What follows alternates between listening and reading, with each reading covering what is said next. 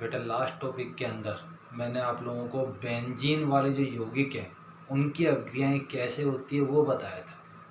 तो ये जो टॉपिक है इसको थोड़ा अपन विराम दे रहे हैं। इससे पहले डाई हैलोजन जो व्युत्पन्न है, जैसे मैंने आपको बताया था आप लोगों को gem dihalide, vicinal dihalide, ये मैंने आपको पहले पढ़ाया था। उसके आधार पर कुछ अपक्रियाएं हैं, पहले वो कर लेते हैं। उसके जस्ट बाद बेंजीन वाली जो अपक्रियाएं हैं वो आएंगी आपके यहाँ।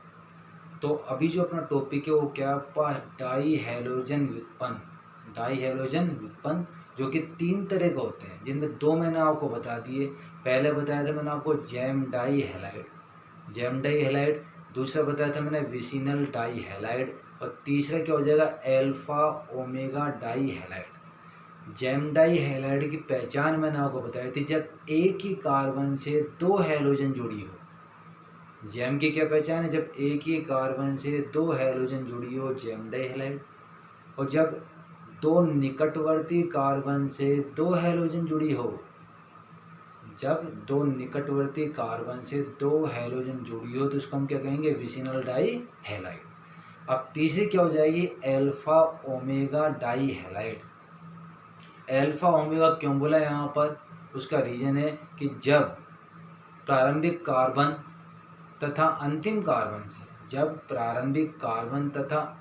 कार्बन अर्थात चौथे कार्बन से हैलोजन जुड़ी होती है, 2 हैलोजन जुड़ी होती है, पहले कार्बन से और अंतिम कार्बन से 2 हैलोजन जुड़ी होती है, तो इसको हम क्या कहेंगे? Alpha omega die halide. तो सिंपल परिभाषा है, जब प्रारंभिक और अंतिम कार्बन से 2 हैलोजन जुड़ी होती है तो क्या कहलाएगा? एल्फा ओमेगा डाई हैलाइड कहलाएगा, जिसको मैं बोर्ड में आपको समझा रहा हूँ। उसके बाद हमें इनके निर्माण की विधियाँ, इनके रासायनिक गुण पढ़ने हैं। देखो आप, ये डाई हैलोजन व्युत्पन्न है 3 तरह के, 1 2 3। जेम डाई हैलाइड पढ़ चुके हैं, जब एक ही कार्बन से 2 हैलोजन जुड़ी हो क्या कहलाएगा? Gem dihalide. इसका नाम हमने क्या बताया था? 2 कार्बन को बोला था आपने एथिलीन, एक समान जुड़ रहे हैं हैलोजन तो क्या हो जाएगा? डीन, एथिलीडीन क्लोराइड। ये चीज़ मैं पहले करा चुका हूँ, तो आप वहाँ देख लेना, क्योंकि इतना समय नहीं है अपने पास। विसिनल डाई हैलाइड, विसिनल पे ध्यान देना है, जब 2 हैलोजन 2 निकटवर्ती कार्बन से जुड़ी हो विसिनल कहलाएगा। विसिनल जब आता है तो उसका नामकरण क्या होता है? Propylene die chloride. डाई हमें अलग से दिखाना पड़ता है, जबकि जेम के अंदर डाई को हमको जोड़ना पड़ेगा डीन के रूप। डीन मतलब क्या होगा? डाई। तो ये तो विसिनल हो गया आपके पास। एल्फा ओमेगा, जब प्रारंभिक और अंतिम कार्बन से हैलोजन जुड़ी होती है तो इसको हम क्या कहेंगे? Alpha omega dihalide. ये एल्फा, ये बीटा, ये गामा, तो ये क्या हो जाएगा? ओमेगा। बीटा के बाद गामा आता है, गामा के बाद क्या आएगा? ओमेगा आएगा आपके पास, तो इसको हम कहेंगे एल्फा ओमेगा डाई हैलाइड। इसका नाम क्या हो जाएगा? Alpha omega die chloro, 4 carbon क्या हो जाएगा? ब्यूटेन। तो सबसे पहले आएगा पास जेम डाई हैलाइड का निर्माण किससे करना है? कार्बोनिल यौगिकों से। अब सबसे पहले अपना बताया है कि जो कार्बोनिल यौगिक है वो होते क्या है? कार्बोनिल की पहचान है C डबल बॉन्ड O समूह जिसमें भी पाया जाएगा, C डबल बॉन्ड O समूह जिसमें भी पाया जाएगा उसको हम बोलते हैं कार्बोनिल यौगिक। CO समूह ये होता है कार्बोनिल, अर्थात जिस भी यौगिक के अंदर हमें क्या मिल जाएगा? C डबल बॉन्ड O समूह, उसको हम कहेंगे कार्बोनिल यौगिक। यहाँ आपके सामने 2 यौगिक हैं, 2 समूह, एक तो कीटोन है, एक क्या है? एल्डिहाइड। ये C double bond O ketone हो गया, ये C double bond OH aldehyde. तो एल्डिहाइड में CO समूह है, कीटोन में भी CO समूह, दोनों क्या हो जाए? कार्बोनिल यौगिक। अर्थात हमें इन दोनों यौगिकों एल्डिहाइड और कीटोन के द्वारा क्या प्राप्त करना है आपको? Gem dihalide. कैसे? क्वेश्चन कैसे आता है वो आपको ध्यान देना है। क्वेश्चन इस तरह आएगा, आपको मिल जाएगा एल्डिहाइड, आपको मिलेगा कीटोन, एरो पे क्या? PCl5 आ जाएगा। क्या आ जाएगा? PCl5 phosphorus pentachloride. इस तरह क्वेश्चन आएगा एग्जाम में, बाकी कुछ नहीं पूछने वाला।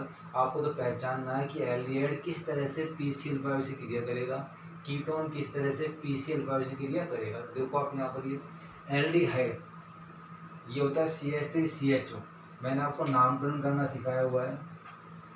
एल्डिहाइड का जो अनुलग्न है होता है एल होता है, 2 कार्बन को बोलते हैं अपन एथेन, तो एथेन प्लस एल क्या हो जाएगा, एथेनेल, क्या हो जाएगा, एथेनेल हो जाएगा।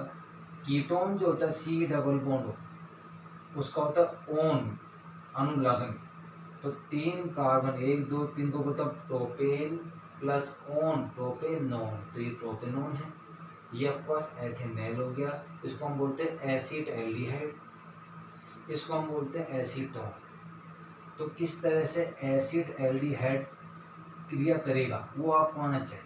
तो देखो CH3CHO को हमने इसकी संरचना इस तरह लिख दी, CH3C डबल बॉन्ड H।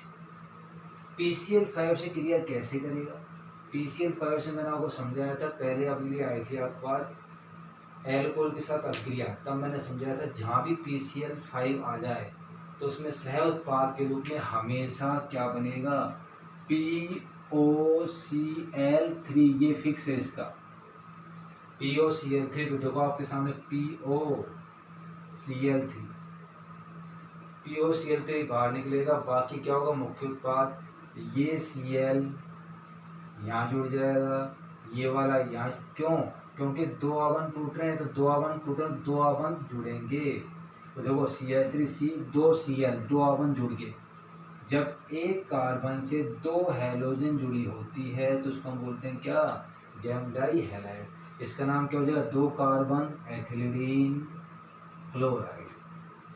तो इस तरह से हम क्या बना देंगे, जैम डाई हैलाइड, किसके द्वारा, एल्डिहाइड के द्वारा। तो ये तो क्या हो गया आपका एसिड एल्डिहाइड। यदि हम कह लें कीटोन, कीटोन कैसे बनाना है आपको, दोनों के अंदर ही क्या है, C डबल बॉन्ड O समूह है, यहाँ H के स्थान पे क्या करते हैं अपन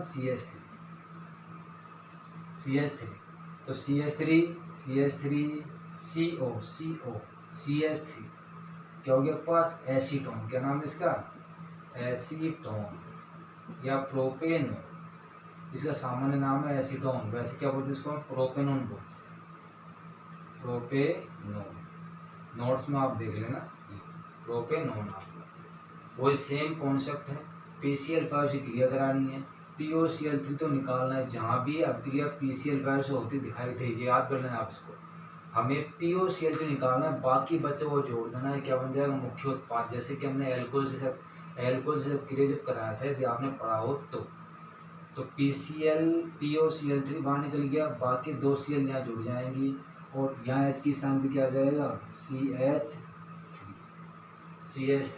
तो ये क्या हो जाएगा, 1 2 3 कार्बन है तो नाम क्या हो जाएगा, प्रोपिलिडीन, क्या हो जाएगा इसका नाम, 3 कार्बन प्रोपिलिडीन, ये इसका नाम क्या हो गया, प्रोपिलिडीन, ये क्लोराइड।